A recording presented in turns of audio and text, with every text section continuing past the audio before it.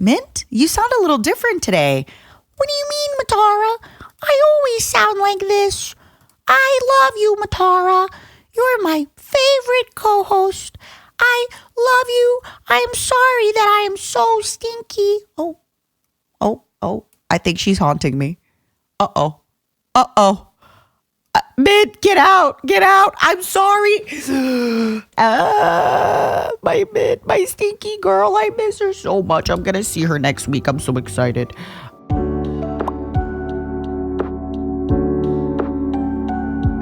Hello, everybody, and welcome to Mint and Matara's Summer Special Episode 18. Yippee!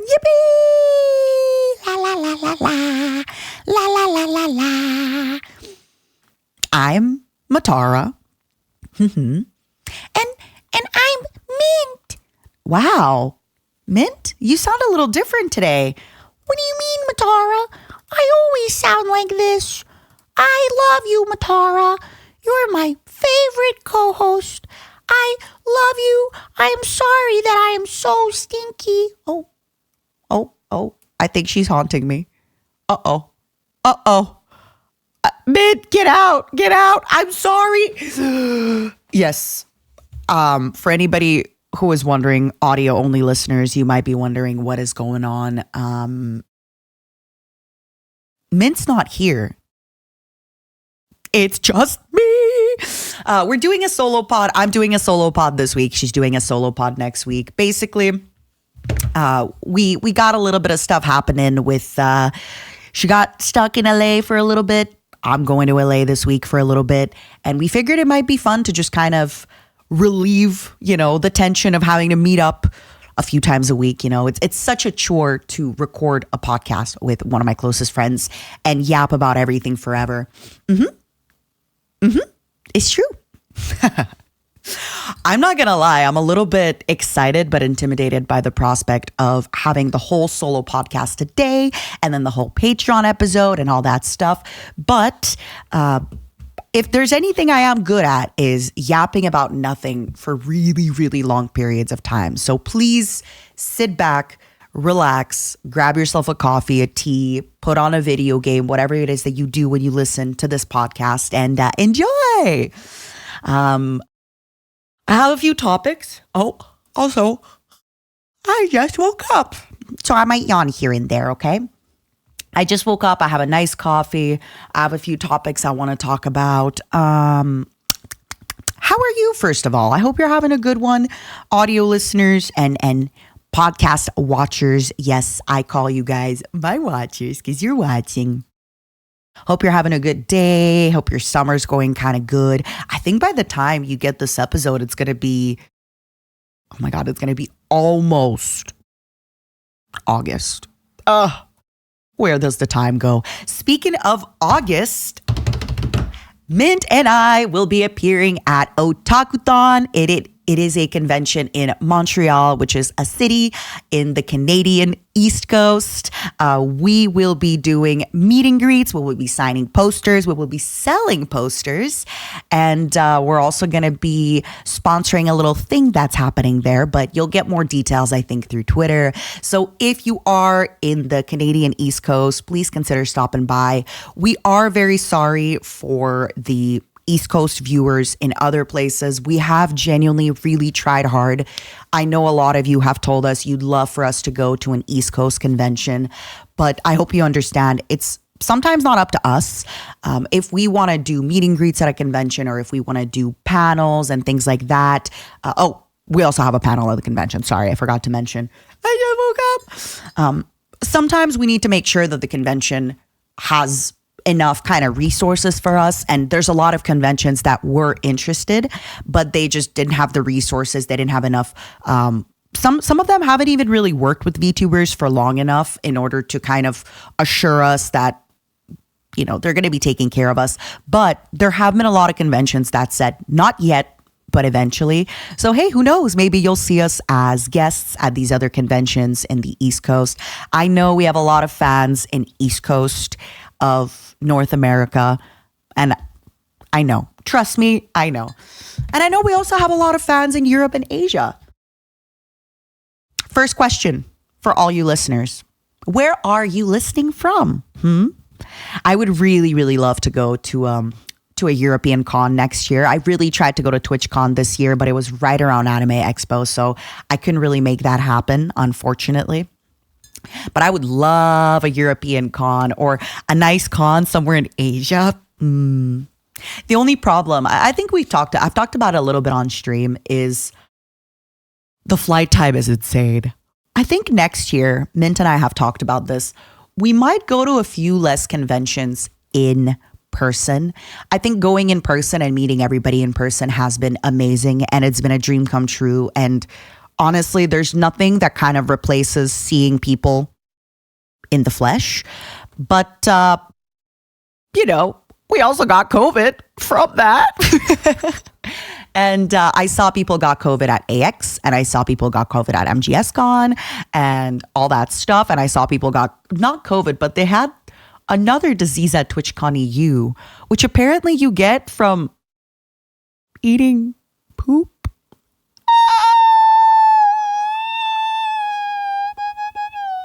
Anyway, y'all gross.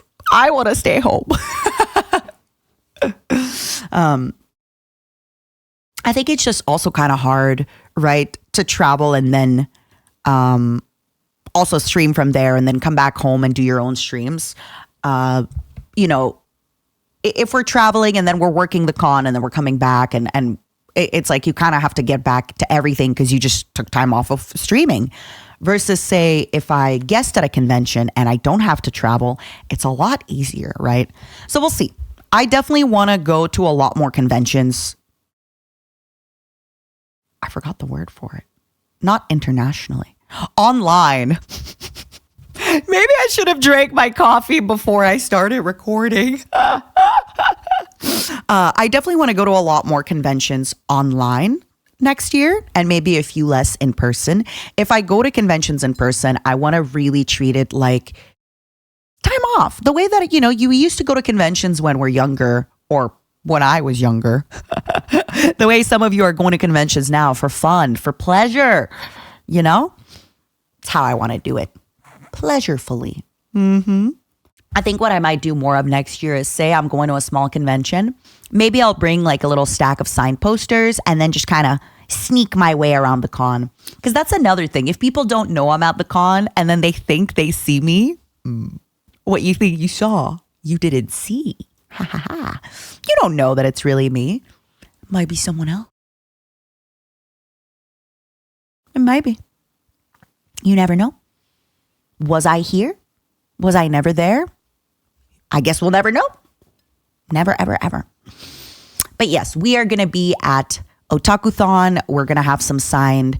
We're going to be selling some pre-signed prints. We're also going to be doing meet and greets and signing prints. And we're going to be doing a panel. And I'm excited. I'm excited because I don't know if I've talked about this on the podcast yet, but my flesh woman, the woman whose body I live inside, she used to live in Montreal many, many, many years ago. And she used to go to that convention when she was younger. And it feels surreal to be guesting at a convention that you used to attend, right? It's kind of one of those moments, right? Where it's I used to go here and I used to love meeting everybody and seeing everybody in cosplay. And this was the hometown convention.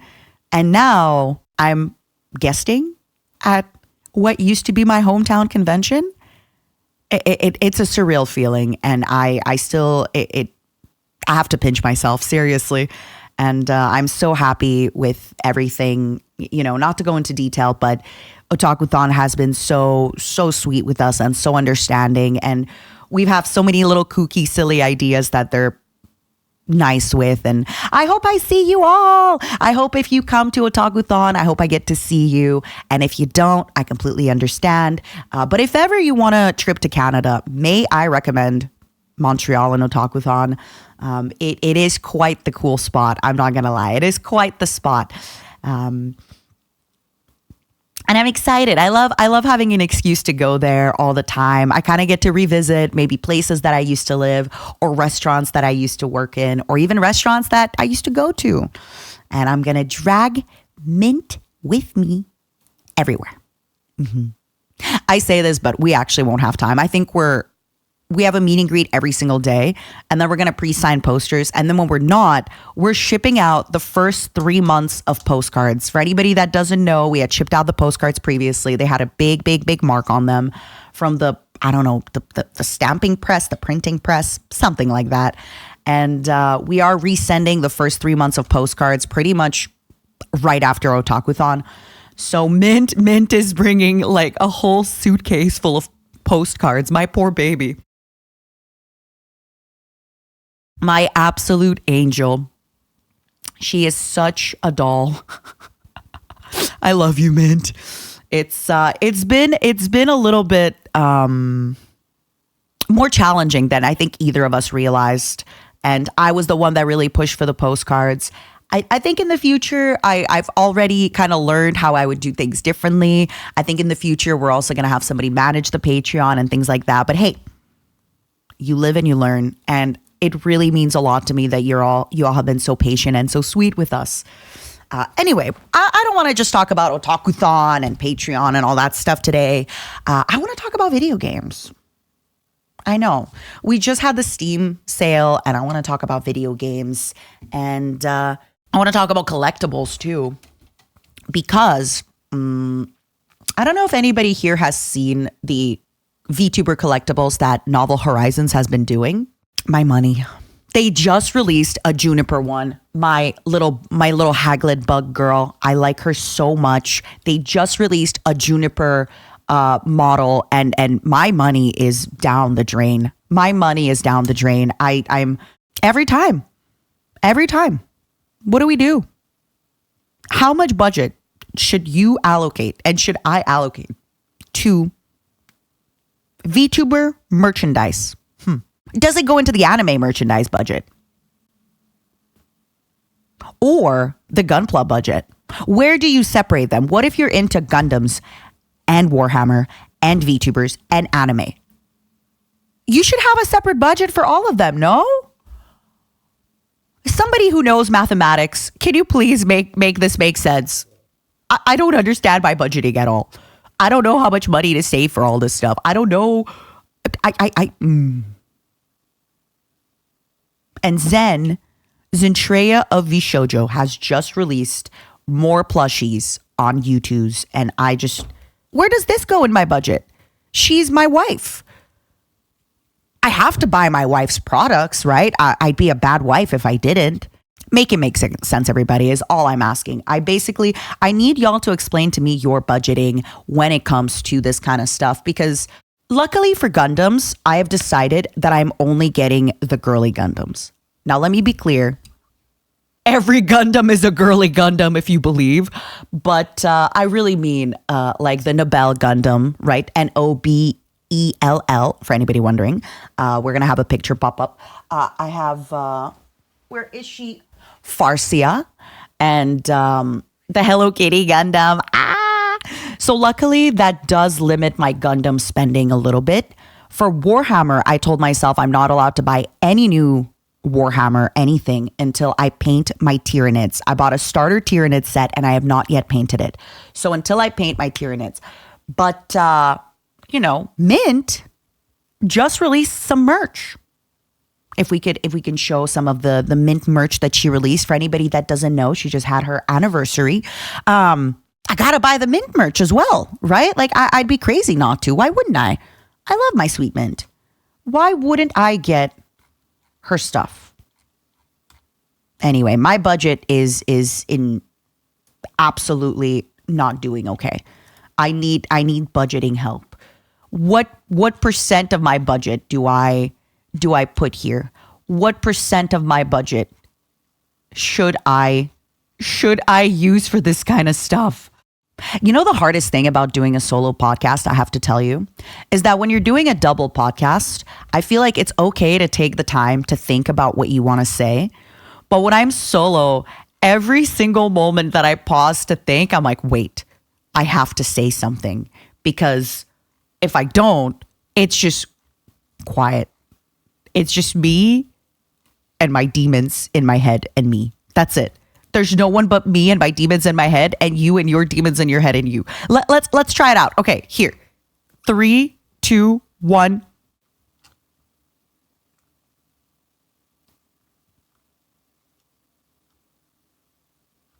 Do you see what I mean? It's just the voices in our heads speaking to each other. It's just the voices in our head speaking to each other. And I'm not, you know, it's, yeah. What I'm saying is, Mint, I miss you and I love you, and I miss you and I love you. And, yeah, I definitely don't think I'm ready to do a podcast by myself. Oh my God. There's definitely something really, really funky about having your friend on the podcast with you.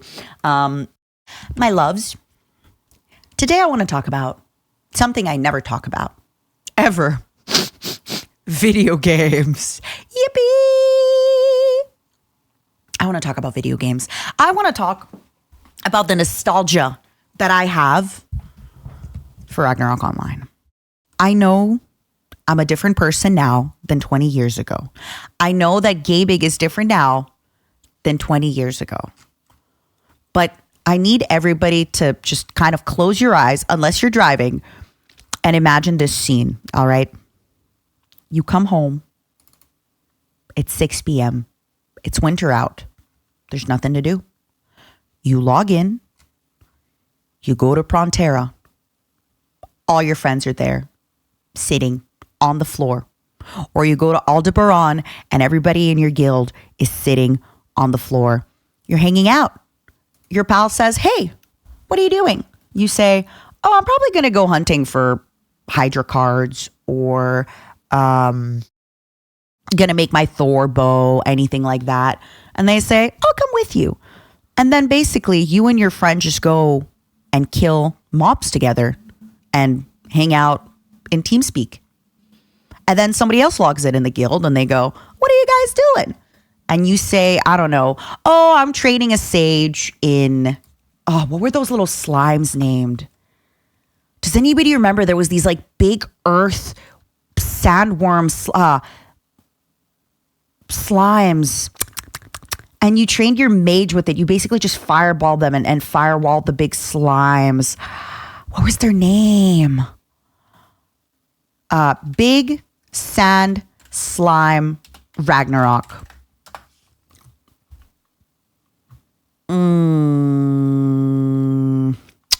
Ragnarok Online. What was the name?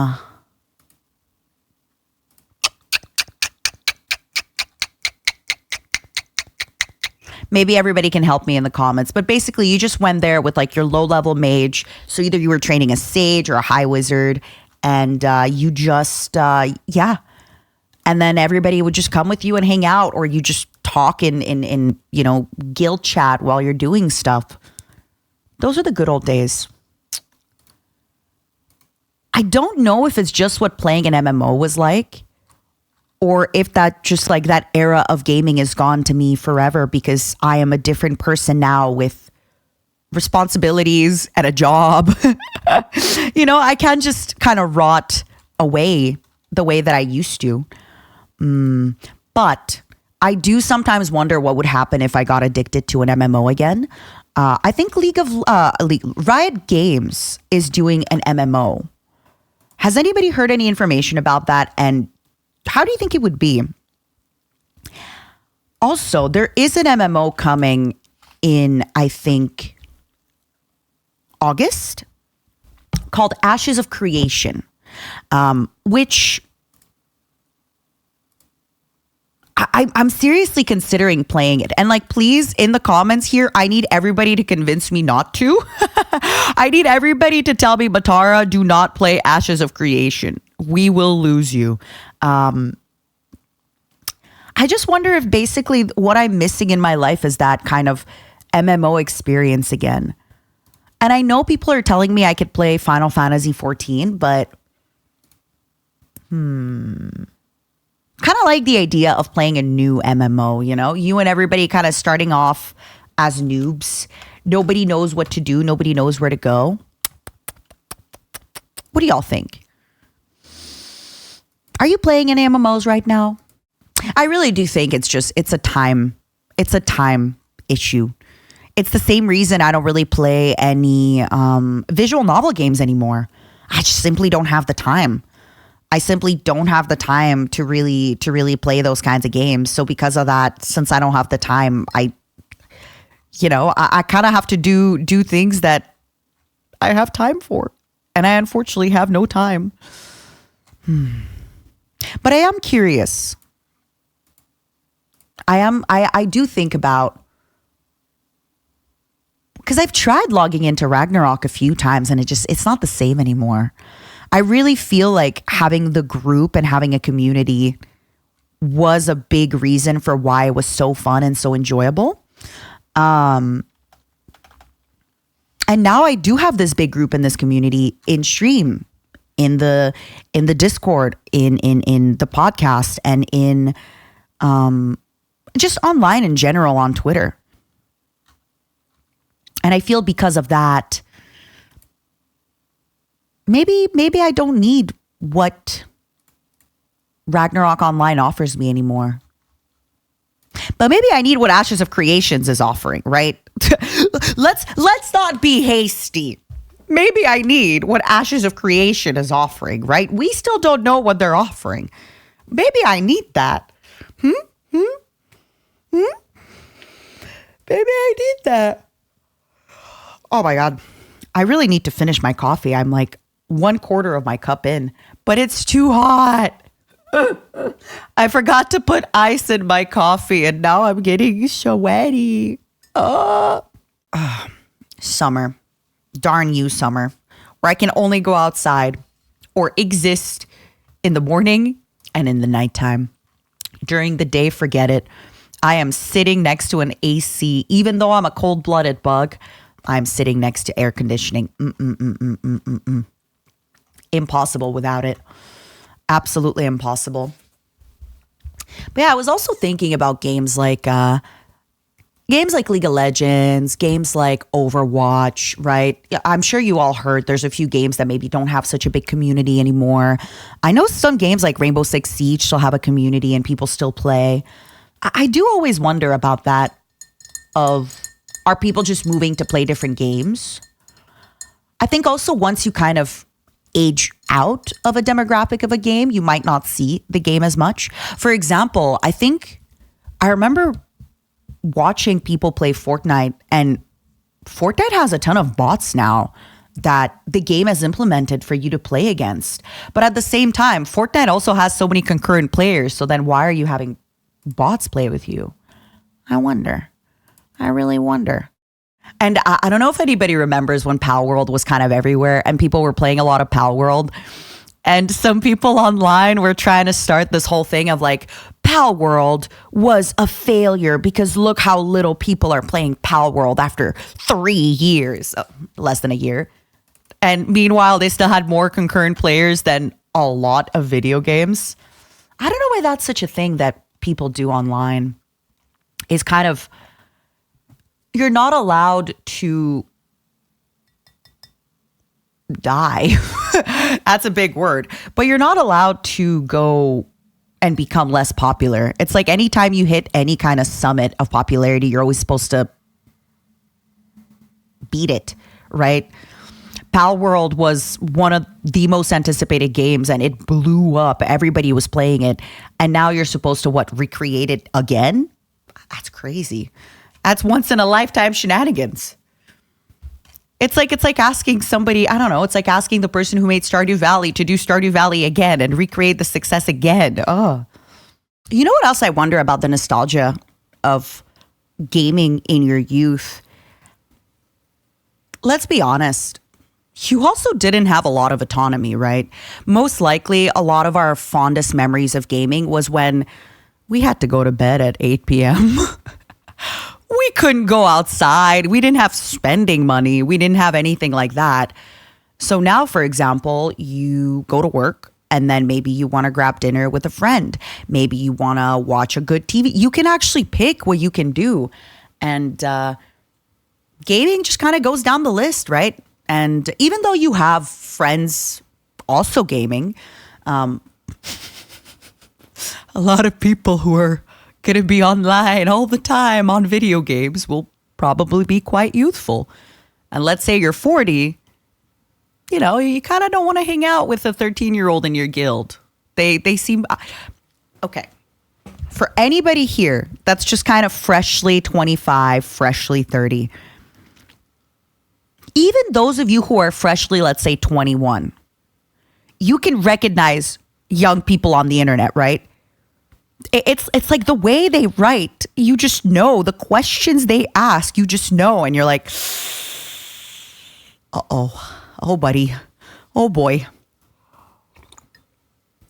You just kind of know.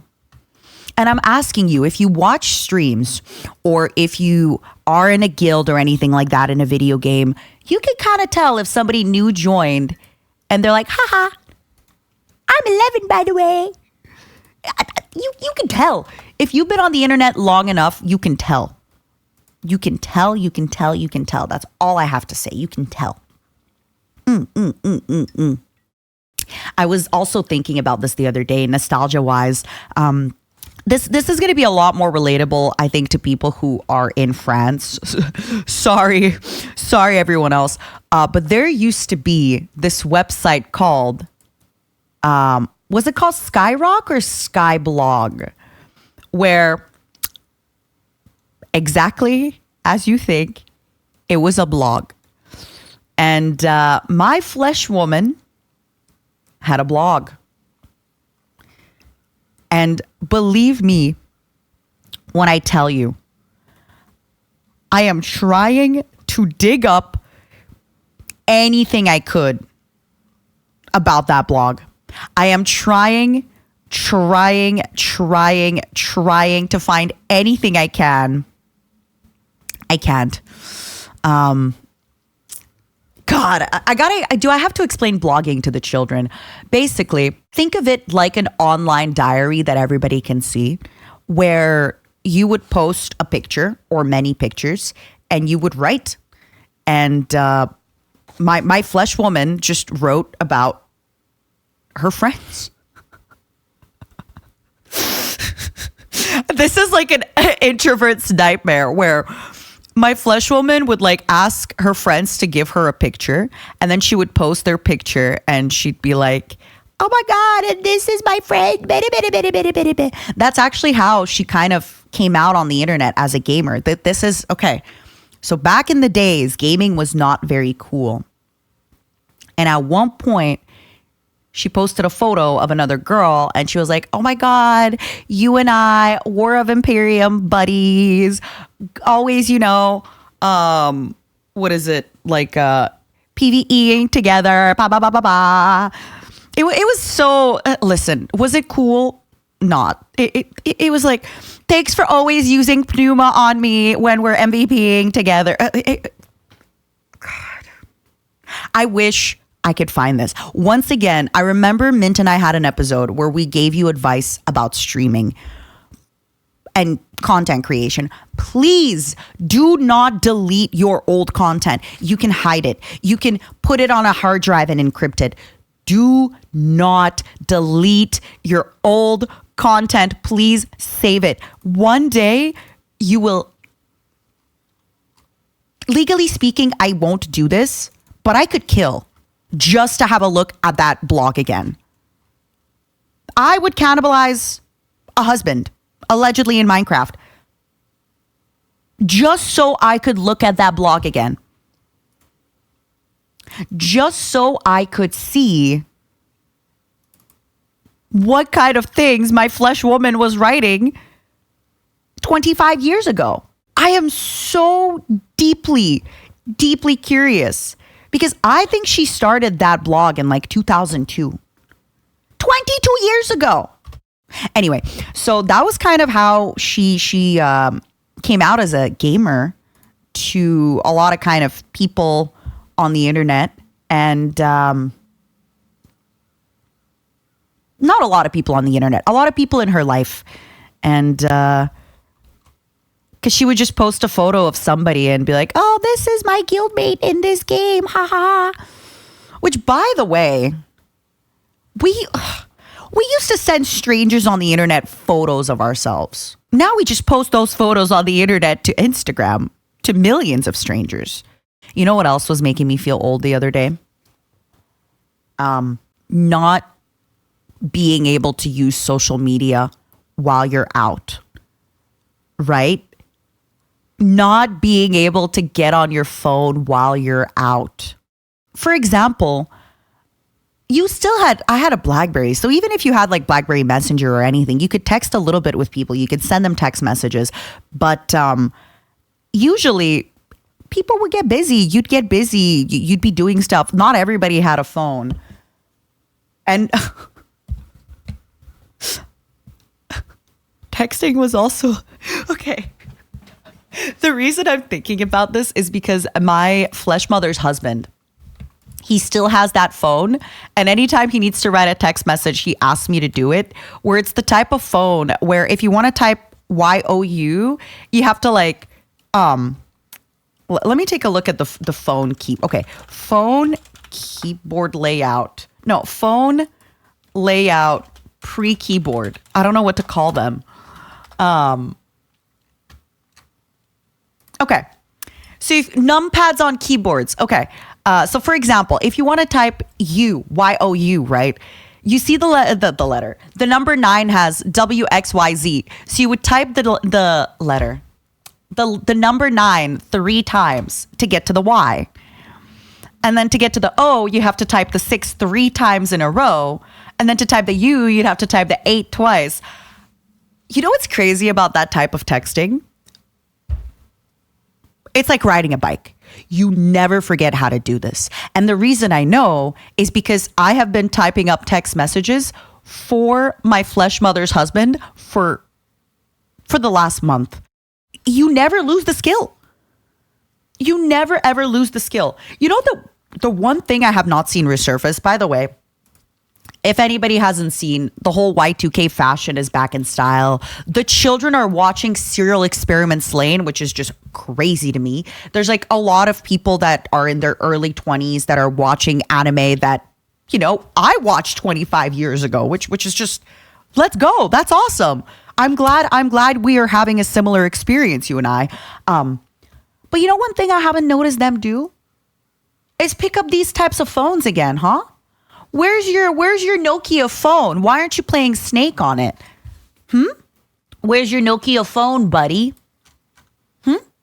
That's what I thought. Oh, you'll watch the anime from 25 years ago. What about using the technology from 25 years ago? That's one thing that I have not witnessed. Also, going to get ice for my coffee was the perfect solution. I am so proud of myself for having done that. Thank God I did that. Trying to think what other stuff I'm really nostalgic for. I'm nostalgic for not knowing what I'm doing all the time. When I was a much younger bug, I had no idea. Like, winter vacation was, I'm playing video games. Summer vacation, I'm playing video games. Maybe going to summer camp. I kind of miss that, but at the same time, I think it's one of those, I don't think it's a real thing. I think it's nostalgia speaking, because I really, really like being in control of my life and my schedule. And sorry, I'm going to get a little raw here. I think one of the reasons I played so many video games was because I didn't really have control of my life. And, you know, playing video games gave me a little sense of my life, being able to build it, being able to like have my own space, my own home, my own room, things like that. And I don't know if I really want to go back to that, because in order to go back to that, I'd have to have everything, right? I think this is why when we talk about nostalgia for games, even if everything is the same, even if World of Warcraft launches today, you won't feel the way you did playing it back then, because you were also a different person going through different experiences. It's like music as well. How some people, I talk about Nine Inch Nails a lot. Trent Reznor, my Oshi, where, for example, for me, my favorite album is Pretty Hate Machine, because I was always really into this group called Depeche Mode. And when I heard Pretty Hate Machine, it sounded like a grittier, grungier Depeche Mode, which if you listen to the Pretty Hate Machine album, I think that's kind of what it is known as, right? It is known as like a grittier, grungier. I remember when I was reading about the album, a lot of critics were saying that it's a cheap knockoff of Depeche Mode. No. Hey, critics can say whatever the hell they want, right? But for a lot of people that I speak to, their favorite album tends to be Fragile or With Teeth. And again, it just kind of depends when you listen to the album. It depends how it speaks to you. It depends where you were at the time. It's like that with everything, right? Where even if... No, I think that's not true. I think if I listened to Pretty Hate Machine today without having listened... Okay, we talked about this with Mint before, where... What if we hadn't got into anime when we did? I think if I got into anime today, I still would have gotten into anime because I have, I guess, a predisposition to like it. So I think if I re-listened to every single Nine Inch Nails studio album today with no prior knowledge of Nine Inch Nails, I think I would still probably prefer Pretty Hate Machine the most, because I already have a predisposition for that like grungier, whinier, grittier, you know? What do y'all think about that? Now I gotta think about it. God, I wish Mint was here to talk while I'm thinking. Listening to her cute little head yapping. Okay, so I think some nostalgia is...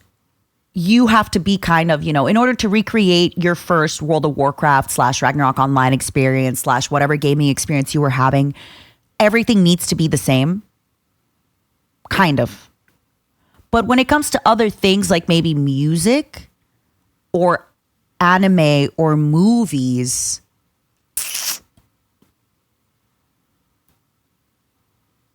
maybe not? But then why is it so different for gaming than it is for movies and I wonder if it's because I'm using more of my senses to game. I'm seriously having a serious thought experiment here, okay? This is what happens when I'm talking to myself all the time. Okay, so I think because maybe when I'm listening to music, it's more passive. I'm only listening and taking it in. It's like having somebody else tell you a story, right? Or a movie is kind of the same thing, where there's a few more senses being utilized in the movie, but when it comes to the game, you're kind of the one in control.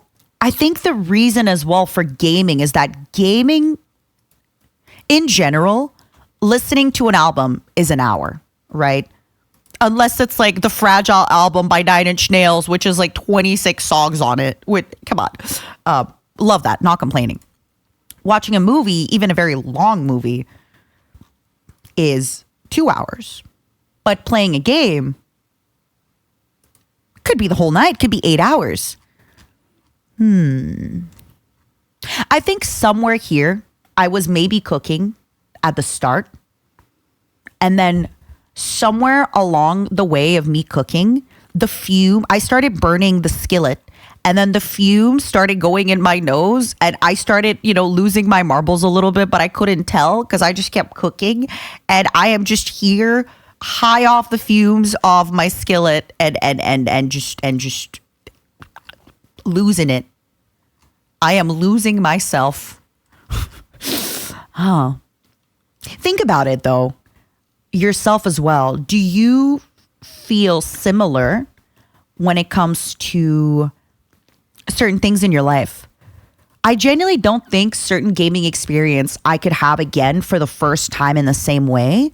But I think there's quite a few music albums that I could listen to again and feel very similarly about. Genuinely, I think I could feel very, very similarly about those albums because I already have a predisposition to like that kind of music. I'm thinking about, because I really like comedic movies. And a lot of those 2000s comedy movies, watching them today, they're fine, but they're very 2000s. But I don't, actually, no, I feel that way with music sometimes a little bit. We were talking about the Beatles on stream a few days ago. And, you know, the Beatles sounds like the 60s. The Beatles definitely sounds like the 60s. But sorry to go back to Nine Inch Nails again. But Nine Inch Nails, Pretty Hate Machine, even though it's an album from 1989, to me sounds like it could be made today. But most Beatles songs to me sounds like they're from the 60s. Ooh, let me take a look at other older bands that I listen to. I'm sorry for calling them older bands, but you know. Let me open up the Spotify. I'm looking. I mean, the White Stripes isn't old. The White Stripes is 2000. Sorry, I have a lot of Radiohead also. I mean, it's the same as Nine Inch Nails, right? Wonder what gives music that sound then? Is it just the style of singing? Because, for example, Yesterday by the Beatles sounds like a modern song, but 8 Days a Week doesn't. Why? I need to ask musicians this question. Sometimes it's also the way that they sing the song too. I think you hear it especially in Frank Sinatra and things like that, where they sometimes will have not the transatlantic accent, but they'll kind of have that accent that they used before. Oh, the Cars. That's an older band. The Cars kind of sounds like 80s music though. Right? It kind of does. I gotta look into this more. Sorry, one of my biggest fears, and I joke about this all the time, is people realizing how not smart I really am. But I get a lot of these thoughts during the day. These shower thoughts that I say out loud because, you know, I'm a streamer and content creator. I think sometimes it's also the production quality, right? Because another band that I've talked a lot about, Depeche Mode, if you listen to their older songs that aren't remastered, the quality is a little bit different, right? The quality that they had when the songs were on records and things like that. And that's why a lot of them, whenever they remake the music, they'll remaster it. And some remasters are really good, but other remasters, it's not quite the same. I think also it had to do with the way the recording was done at the time, the way the instruments were at the time, the way the technology was at the time. It's kind of different how all that stuff worked back then. Speaking of Depeche Mode, just in case anybody listening, all right. You know how everyone's always talking about emo music and like, oh, the Fall Out Boy and da-da-da-da-da. It's so emo. You want some real emo music? I genuinely get really shy talking about this album because, you know, it was a different time when this album came out. I think this album came out in 1990. So saying its name out loud, always I'm like, it's called Violator. I'm not kidding. It's the name of the album. Probably my favorite Depeche Mode album. Not my favorite Depeche Mode album. Has the most amount of songs that I independently like. So yes, it's probably my favorite Depeche Mode album, and it has my favorite song, Blue Dress. My favorite song, Blue Dress. I say that, but it's not true. I love so much Depeche Mode songs. Please listen to them. If you just want to feel like horny and sad. Horny and pensive. Sorry. Because I don't even think they're sad most of the time. They're melancholic. Another really good album from their, because again, the craziest thing about Depeche Mode is music's still coming out. I think they went on tour not long ago. In the 2005 album called Playing the Angel, there's a song called A Pain That I'm Used To. Love it. There's a lot of really good songs on that album. And just in general, there's still Precious was a good one. Precious and fragile things. Oh my God, I'm looking at Spotify now. Even the 2009 album, In Chains. Oh, The Truth. Oh, they had... How is this band making so many good freaking songs? You know what else? How are they still so goddamn melancholic? How are they still so goddamn melancholic 30 years later is the real question, okay? I have this story about another band I really like called No Doubt. Again, the problem with some of these stories is they're kind of lore.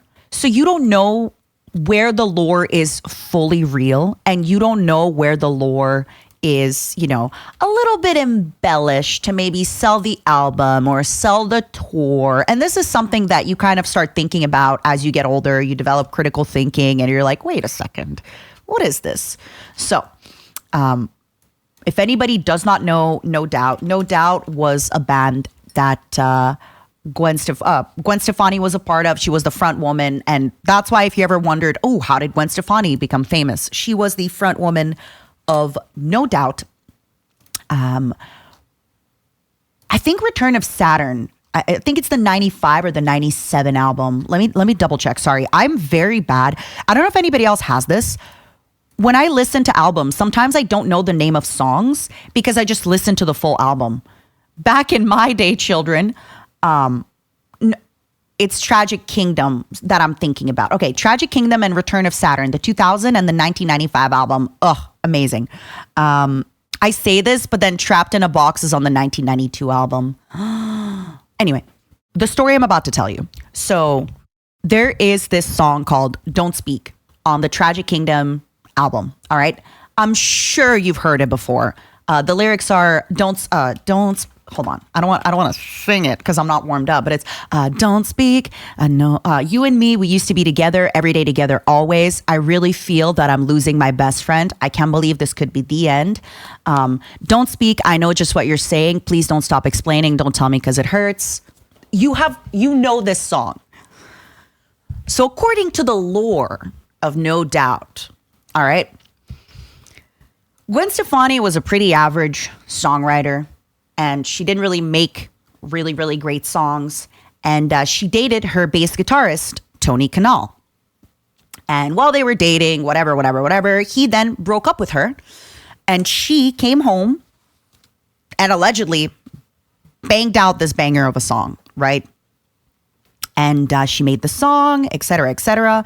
And apparently after he broke up with her, something in her changed. Something in her kind of lit up a flame. And he then later in an interview stated that even though he broke her heart that night, she broke his heart every single night that she got on the stage to perform that song. Hey, that's a really good PR story, right? Don't get me wrong. They did date, allegedly, right? And then she actually dated another, I think, person in listen. I don't blame her, right? You know how streamers always say they date other streamers? She's in a band with 3 guys, right? She invented shitting where you sleep, you know, shitting where you eat. She invented that. Sorry for my crass language, but Gwen Stefani was like, you know what I'm gonna do? And then they're on tour together. Potato, tomato, avocado. You know, I'm not here to judge. But the biggest thing I've heard with a lot of musicians not being able to perform old songs is sometimes you write, you know, it's like imagine writing something when you're 20 and then at 45 having to sing about that. And sometimes you relive that same pain. Sometimes you relive the same pain. Sometimes it's the opposite. It kind of feels like, from what I've been hearing, it kind of feels like you're parading that pain that you don't feel anymore, right? Like you wrote this song about, I don't know, your ex who broke up with you, and now she's happily married and everyone's happy and everyone's doing their stuff, and you're like, yeah, this doesn't feel right. So God bless you, Depeche Mode, for still being, and I say this, okay, I mean this in the nicest way ever. I think my coffee hit, for being sad 30 years later. I love it. Thank you. Thank you for being melancholic as heck 30 years later, so that I could still have nice, melancholic, gothy music, you know? God damn, I love this. But I also understand that not everybody can do that, right? And not everybody wants to also perform the same song that they did ages ago. You know, if you have one song that everybody really likes and you have to perform it every time, I wonder about that. Also, some singers don't like certain songs. Some bands don't like certain songs, right? But what if the song that you don't like, everybody loves, and then you have to sing it all the time? Oh, my brain is a pretty hate machine.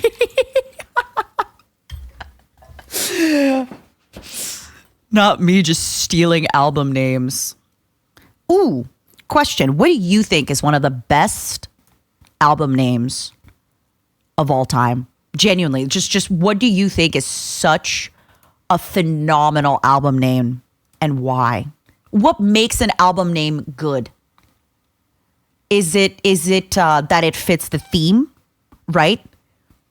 Because, for example, there's this Canadian band called Billy Talent, and their albums are named Billy Talent 1, Billy Talent 2, Billy Talent 3. Is that a great album name? No. But is it a bad album name? I don't want to say yes. You know? Is it a bad album name? What makes an album name good? Is it just that it's catchy? Is it kooky? Does it fit the theme? I'm trying to think. What are some Muse album names? Absolution, Black Holes and Revelations, In Utero, right? What makes an album name good? I wonder about that. Let me know your thoughts, feelings, prayers. All right, everybody. I am very curious about that. Oh, let me take a look at the White Stripes album names real quick. Get Behind Me, Satan. Not bad. Elephant. You know.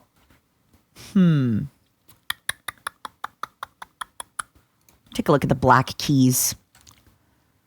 El Camino. Brothers. I'm definitely curious about your take on this. What y'all think makes a really good album name? Because Born to Die, Lana Del Rey, I mean, listen, y'all might disagree, but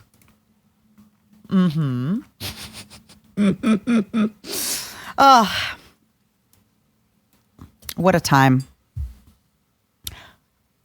This episode will be a little bit shorter. I think you probably are going to notice when you take a look at the timing. I'm sorry. I would make it much longer, but you know what? It's okay that we have a little shorter one. Today, I am leaving you early. I'm letting class out early because I want you to listen to some darn good music. I want you to do me a favor and listen to an album from front to back, from cover to cover, okay? When was the last time you put on an album and listened to it from start to finish? Do it. All right? Do it, baby. Patrons, thank you, patrons. Mint, you were wonderful. Thank you for being here with me, Mint. My Mint, my stinky girl. I miss her so much. I'm going to see her next week. I'm so excited. But yeah, Mint, my stinky GF, I miss you so much. I can't wait to see you at Otakuthon. I can't wait to see all of you at Otakuthon. Patrons, keep trying to find your name. We love you so very much. Please let me know what you all consider, number one, a really good album name. Number two, just I guess albums that really stuck out to you. And also, what MMO are you playing, or if you're considering playing any MMO? Word today, comment word today is gonna be I want to make it album, but that feels a little easy. Let's do melancholic, okay? I feel like melancholic is kind of a tricky one. And it could be melancholy, melancholic. How are y'all gonna write that into the comments? How are y'all gonna do that? Melancholic. Mm-hmm. Mm-hmm. Mm-hmm. Yeah. Bye, everybody. Bye-bye. Have a great summer. Maybe I'll see you at a Takutan. Bye-bye.